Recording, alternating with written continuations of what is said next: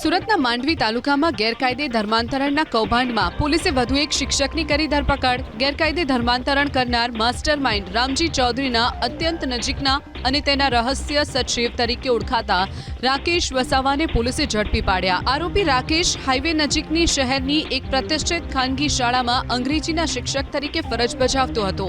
રાકેશ વસાવા ધર્માંતરણ માટે આવતા ફંડ, ફાળો અને ખર્ચના તમામ હિસાબો રાખતો હતો। એટલું જ નહીં, કોનું ધર્માંતરણ થયું અને કોને જવાબદારી સોંપવી તેનું રજિસ્ટર રાકેશ સંભાળતો હતો। ધર્માંતરણના 3 દિવસના કાર્યક્રમમાં રાકેશે મુખ્ય ભૂમિકા ભજવી હોવાનો પણ ખુલાસો થયો છે।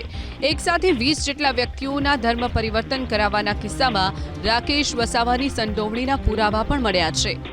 સુરતના માંડવી તાલુકામાં ગેરકાયદે ધર્માંતરણના કૌભાંડમાં પોલીસે વધુ એક શિક્ષકની કરી ધરપકડ। ગેરકાયદે ધર્માંતરણ કરનાર માસ્ટર માઇન્ડ રામજી ચૌધરીના અત્યંત નજીકના અને તેના રહસ્ય સચિવ તરીકે ઓળખાતા રાકેશ વસાવાને પોલીસે ઝડપી પાડ્યા। આરોપી રાકેશ હાઈવે નજીકની શહેરની એક પ્રતિષ્ઠિત ખાનગી શાળામાં અંગ્રેજીના શિક્ષક તરીકે ફરજ બજાવતો હતો।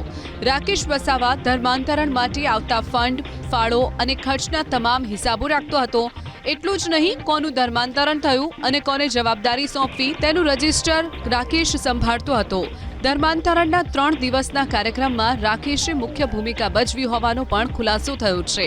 એક સાથે 20 જેટલા વ્યક્તિઓના ધર્મ પરિવર્તન કરાવવાના કિસ્સામાં રાકેશ વસાવાની સંડોવણીના પુરાવા પણ મળ્યા છે।